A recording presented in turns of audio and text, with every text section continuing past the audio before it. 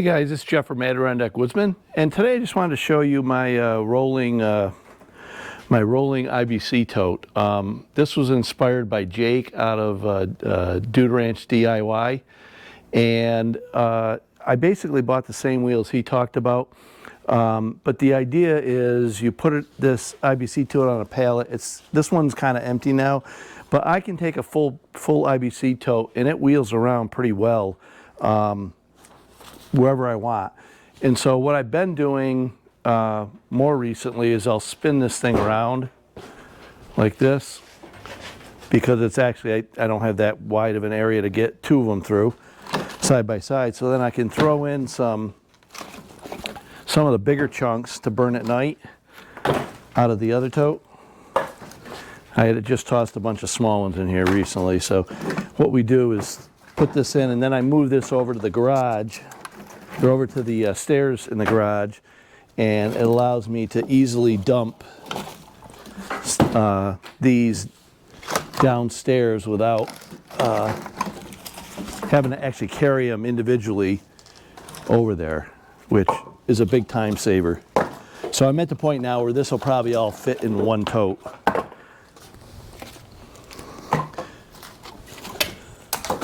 But yeah, really impressed with how, like you said, how well the wheels on this roll. So if you want to check out how to build the pallet and all of that, you can check out his channel.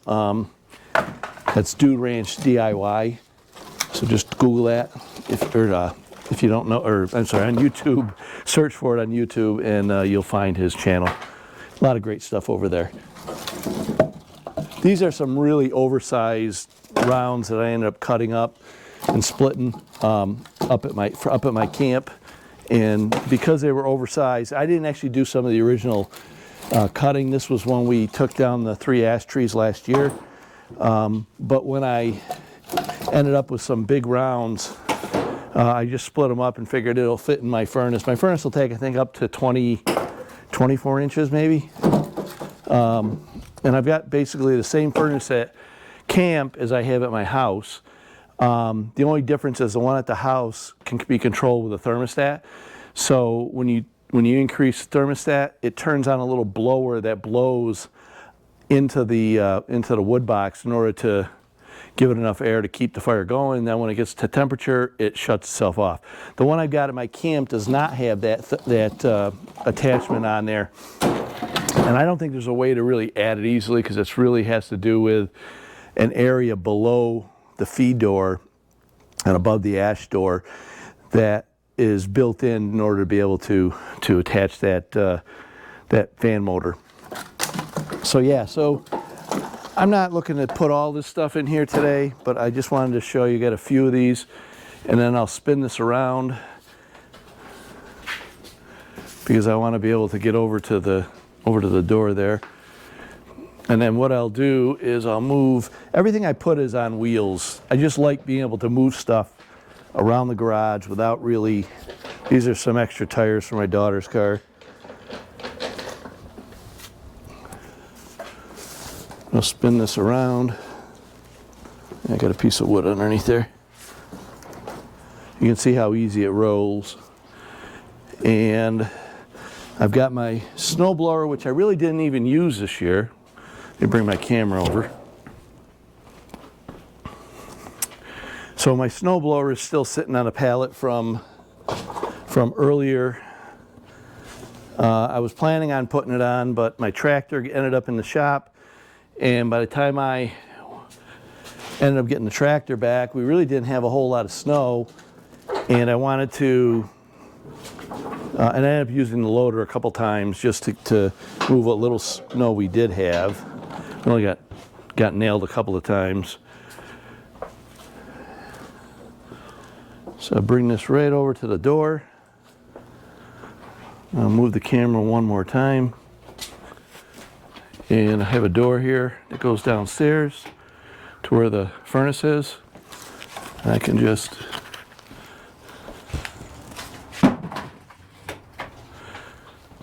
actually bring this a little closer. The least I have to walk with the wood, the better. And I'll show you after where the wood's going.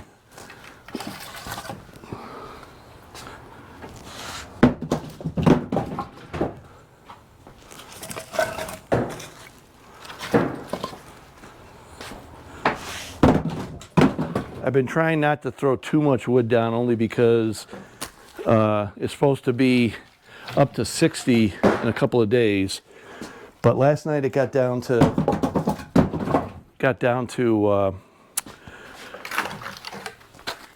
15, I think. Up at my camp, I think it was down to 0 when I looked this morning. But like I said, this is all the ugly, what I call uglies, the pieces that aren't going to stack real well, that you're not going to throw in as bundle wood, but they fit perfectly in these crates. And the bigger pieces are great for nighttime burning, because you can throw some in late at night and it'll last you all night long. I'm guessing, normally I do 16-inch pieces. I'm guessing this is at least 20, if not more. And we used to, when I first started burning wood, I used to stack it once it got down there. I didn't have this type of wood, but I'd stack it. But then I realized it was a kind of a lot of effort for nothing. And so what I started doing was I put a ramp in, and I just throw the wood down, and I could get almost, I want to say I could get almost a cord in the stairwell here. And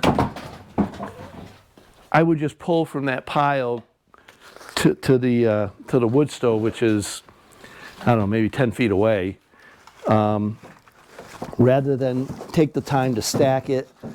And then, you know, it's just a lot of extra work that you don't have to go through.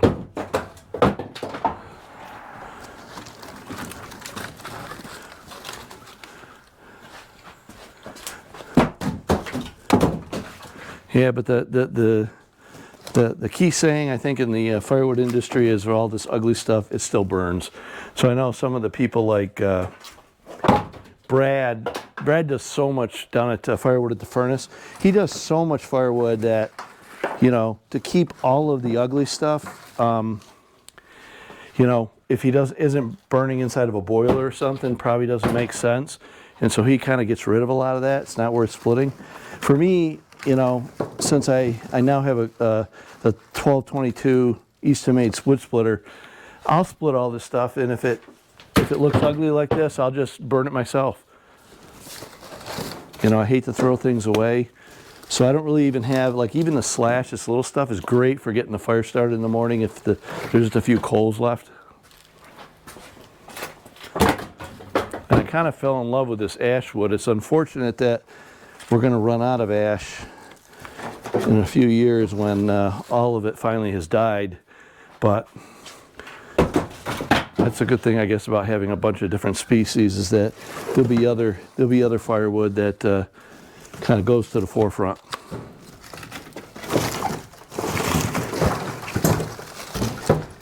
So both of these totes were completely full and overflowing when I brought them home a couple weeks ago.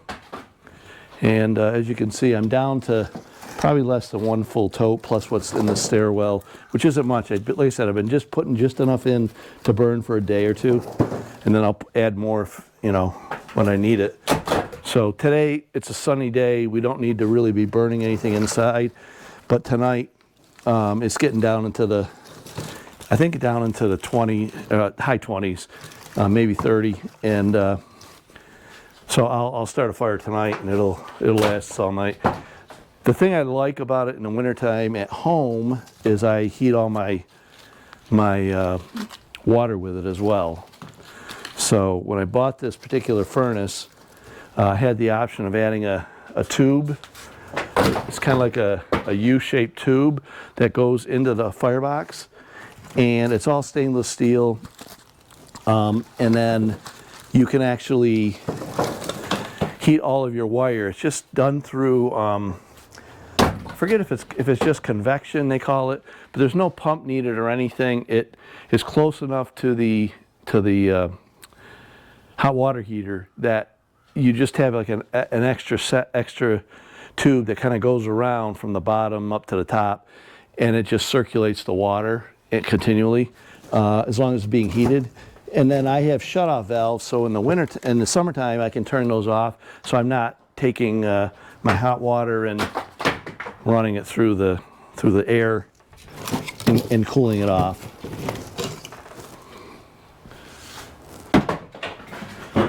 So we're almost done with this tote. So it's getting to the point where you have to reach in to get them. Whoops.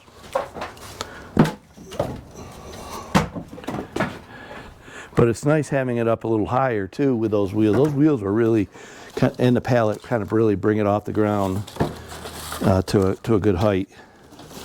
So there's less bending over as well.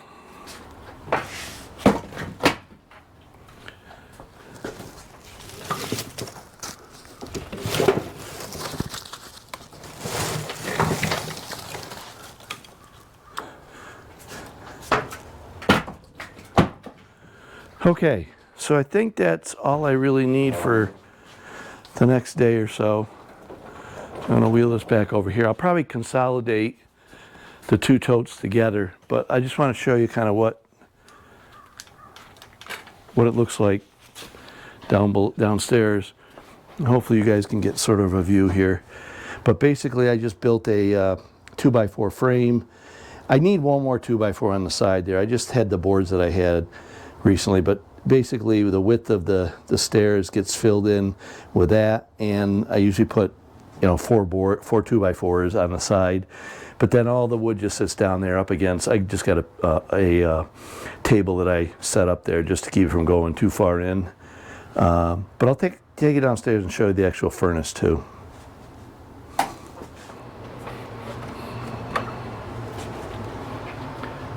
Okay, so this is the view from downstairs, and when I built this was all unfinished anyway, so I did drywall to there, but then that lower half, I don't know if you can see, the lower half I put, let me turn the light on.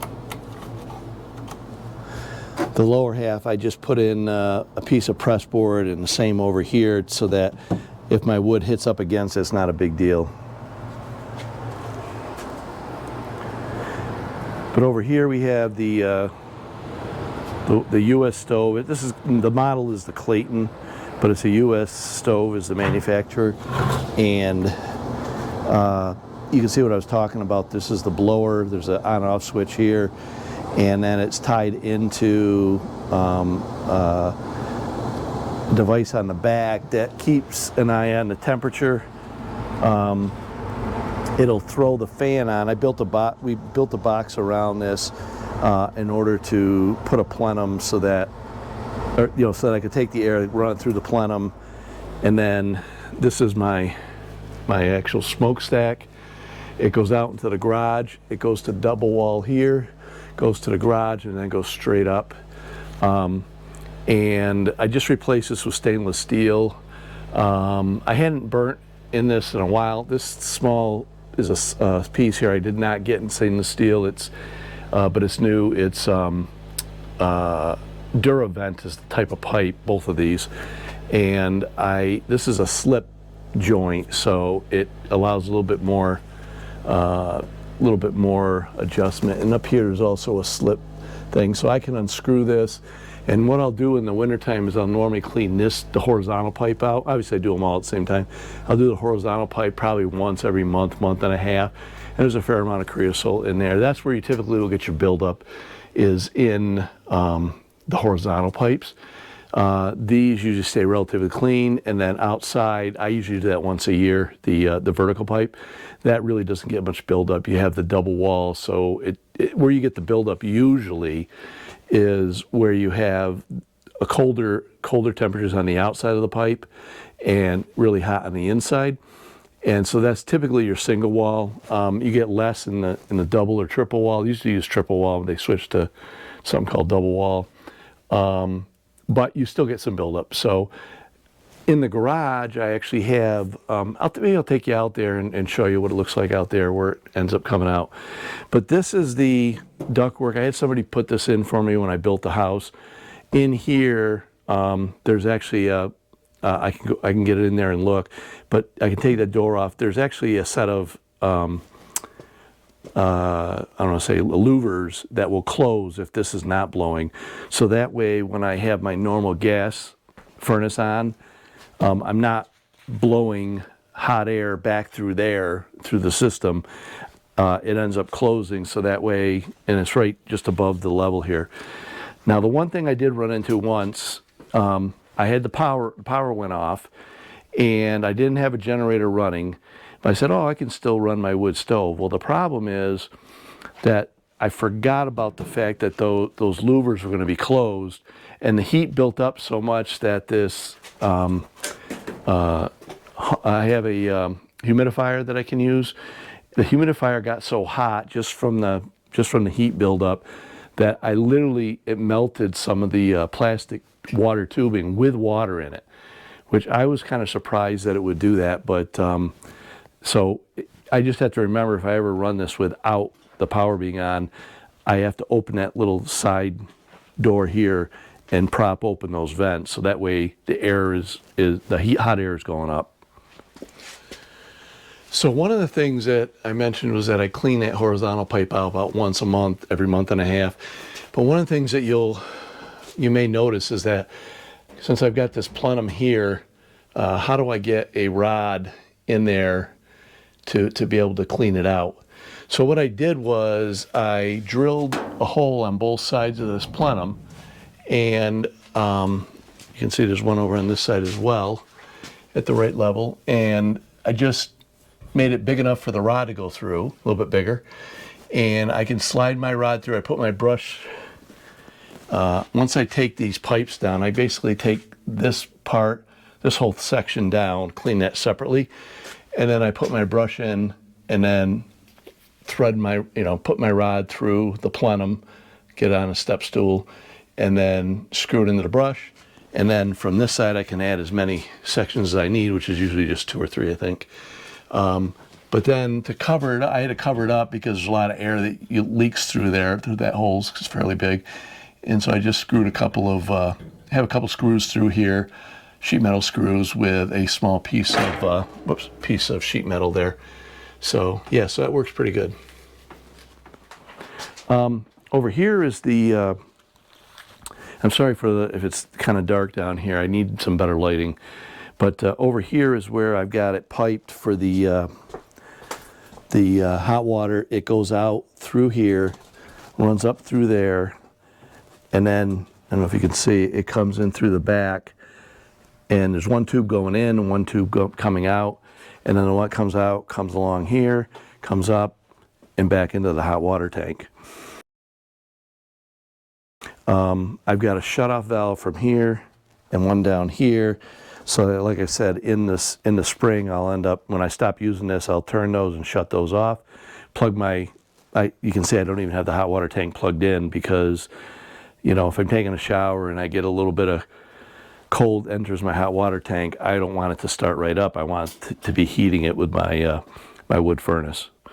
So yeah, so that's kind of the setup we have here, and it works really well. And this stove, I've had it in for 20 years. I've probably used it for maybe 13 of those years.